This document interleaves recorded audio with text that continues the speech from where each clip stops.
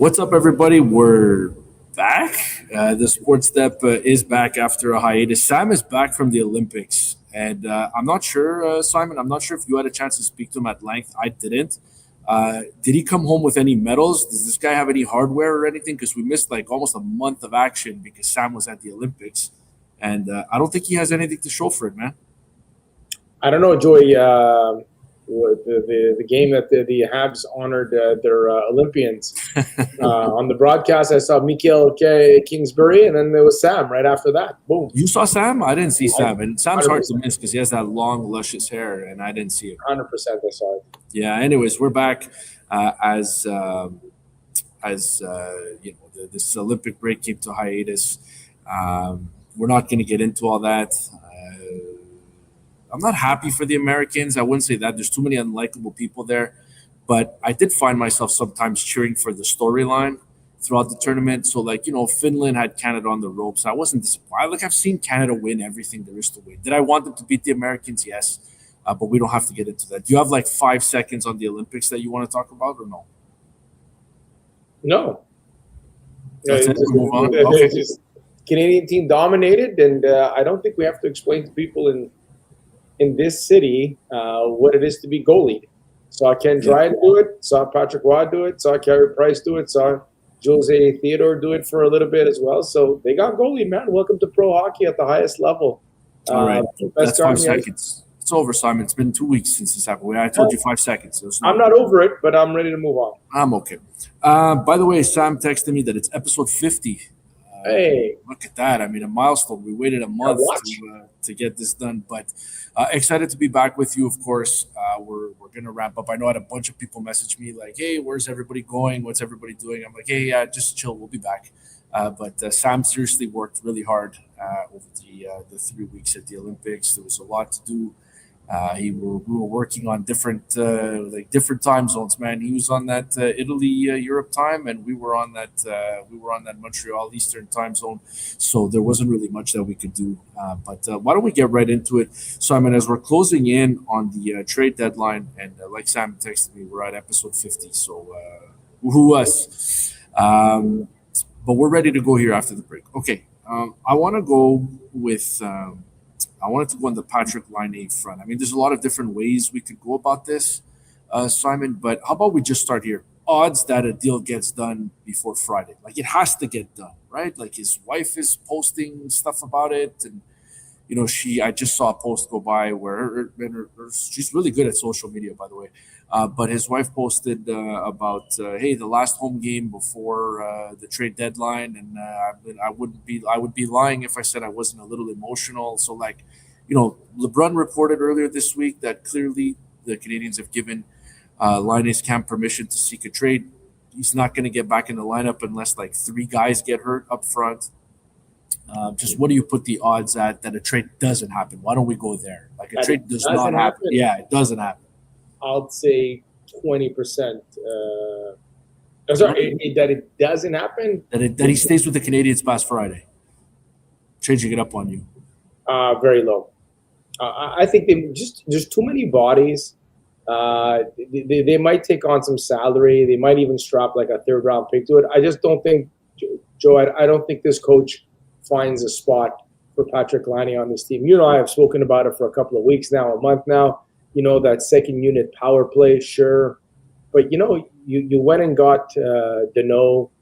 You signed Texier to an extension. Bolduc still has to be part of the process going forward.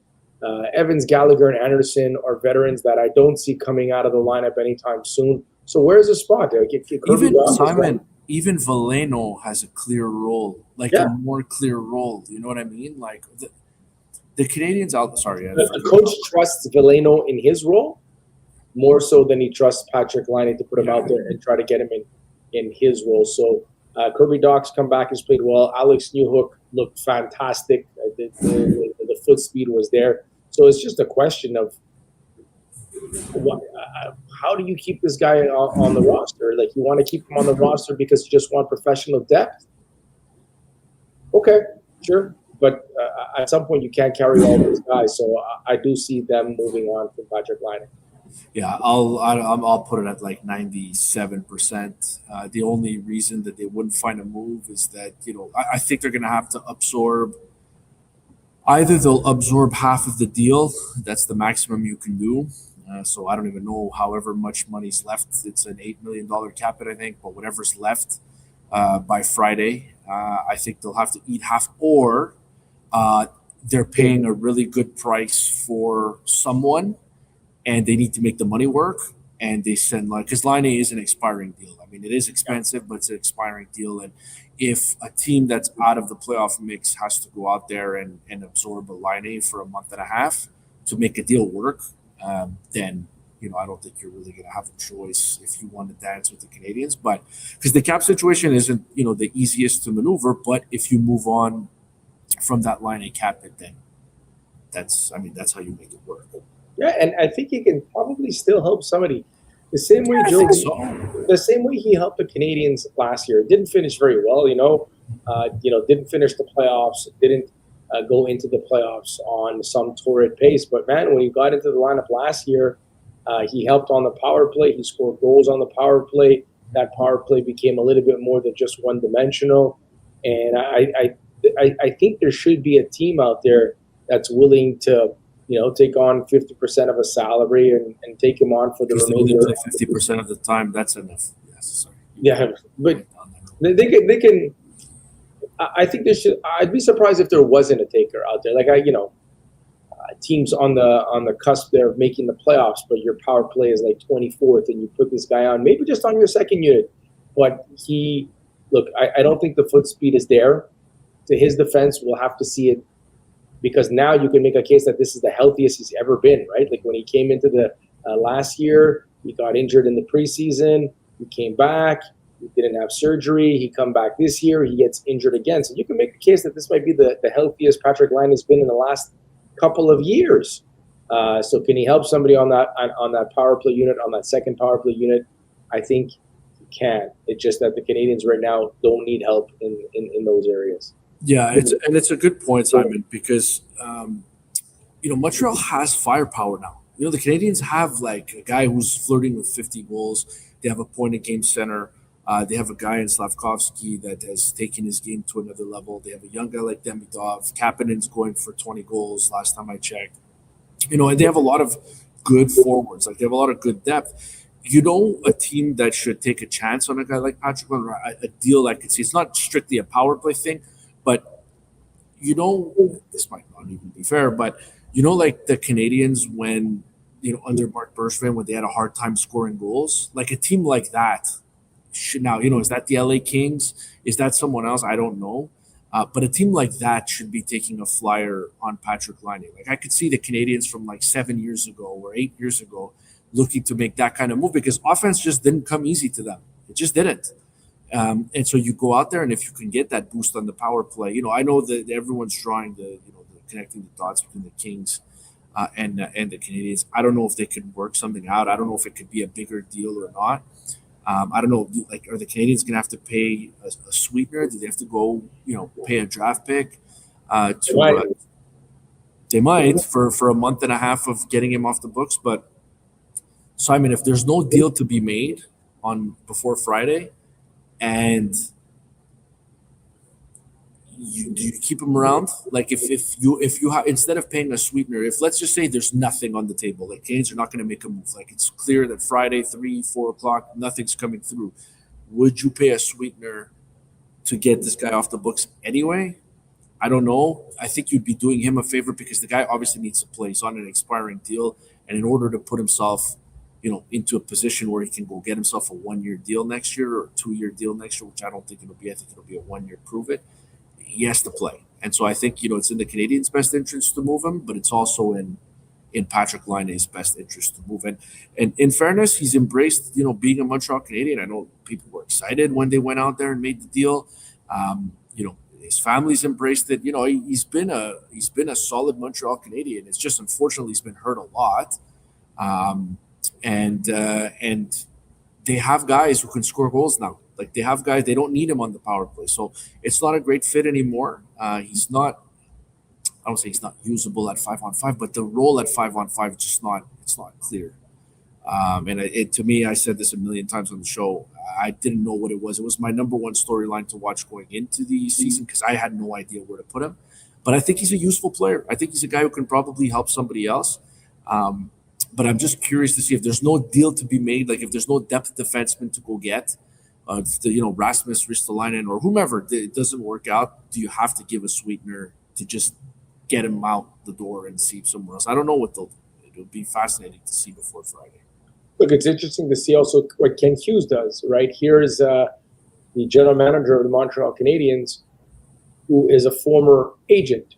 And maybe there's still the agent left in him saying, listen, I'm not going to use this guy. I got no plans. And you mentioned the goals, Joey.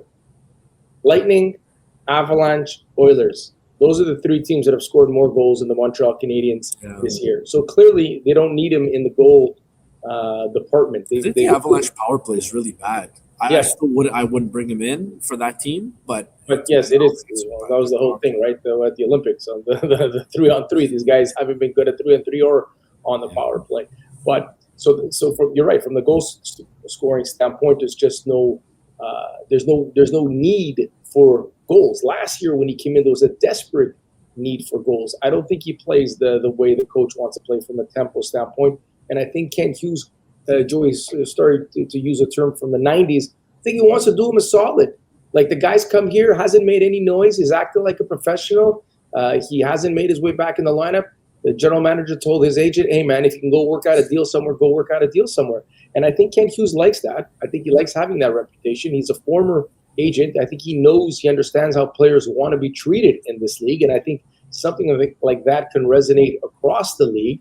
So I think that Kent Hugues is going to try to do him a favor and say, listen, man, go try to kickstart your career again somewhere else, And again, Joey, I don't know enough about everybody else's salary cap issues. But if you want Patrik Laine and you think you need him, you'll move somebody out of the lineup for that. Like, look, one of the best stories in the NHL this year, the Pittsburgh Penguins. Imagine putting that guy as another option for Erik Karlsson or Sidney Crosby to move over and to get that one-timer from that spot. So there's teams that can use that. There's teams that can use that element simply on the power play. So I do believe he gets moved from between now and Friday, and I think a lot of it has to do with Kent Hugues just giving this guy an opportunity to. I'm not going to say save his career, man, because it's pretty crazy that this guy scored a lot of goals in the time that he's been in the National Hockey League. Simon, in a way, you're not far off.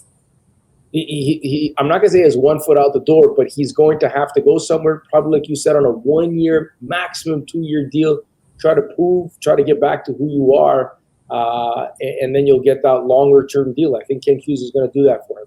Yeah, and look, I don't see anybody giving a 2-year deal, but if the money's right, I mean, maybe. I really think this is going to be a 1-year thing unless he lights it up at the end of the year. Okay, so Canadiens kick off their West Coast road trip tonight in San Jose. Macklin Celebrini up close. That'll be fun. But I just want to mention, like, just to put a bow on this, like, Olympic thing. It's not even really about the Olympics, but to me, Nick Suzuki suffered a crushing loss out there in Milan, and just to see the way he's come back, and just to see that performance on Saturday night, that was vintage Nick Suzuki. And it's not like I had a doubt, but sometimes there's guys that come back and either they come back a little banged up, a little emotionally distraught. But this guy's a pro. Comes back, Simon, no issues, has a big night against the Capitals, leads the way to victory. And I don't think he's going to miss a beat.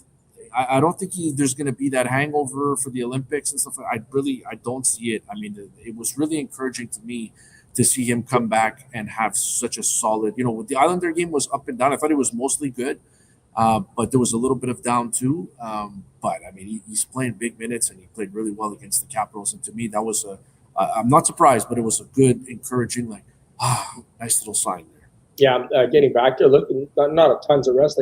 Most of his teammates were resting and getting ready for the last third of the season here or whatever. But yeah, that was a pretty impressive victory on Saturday night against a team that knocked you out in the playoffs.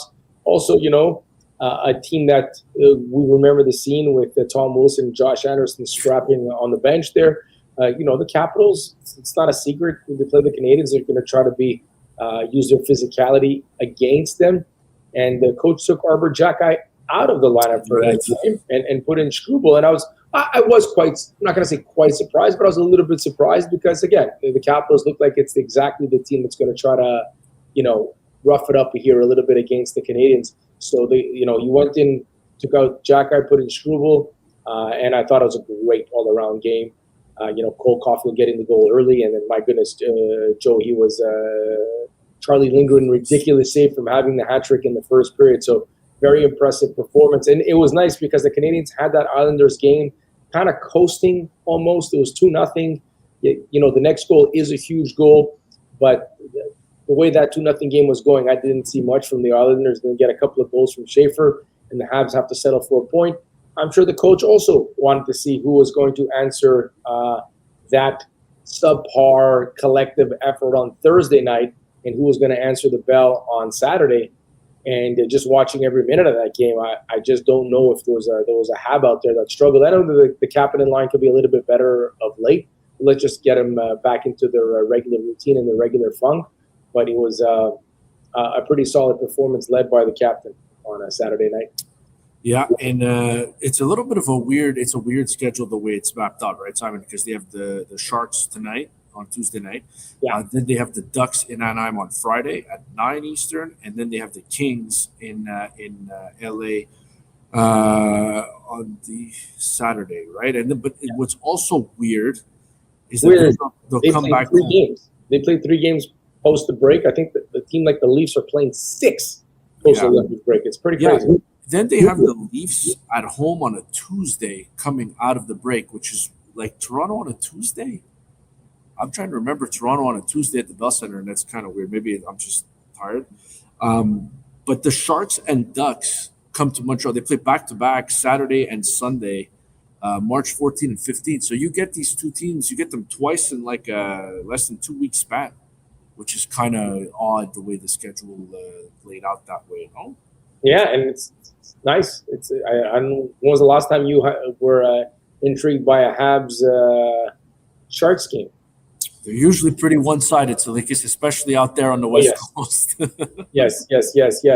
What was it? Last time they had won or whatever? It's been like 98 or something like that. It was a while back. I think I'd won in overtime or something like that. But it's nice to see. Good. Get the Joey. That's the most I watched Macklin Celebrini other than highlights in the Olympics. It came as advertised. Incredible.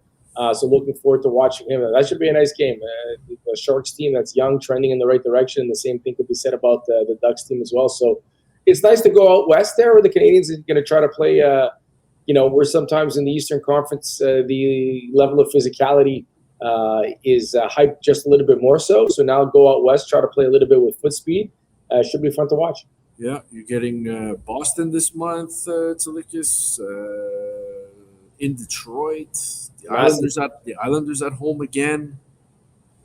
Host the Blue Jackets, host the Hurricanes. You know what they say when those two teams go up against each other. You throw the records straight out the window when Montreal and Columbus play.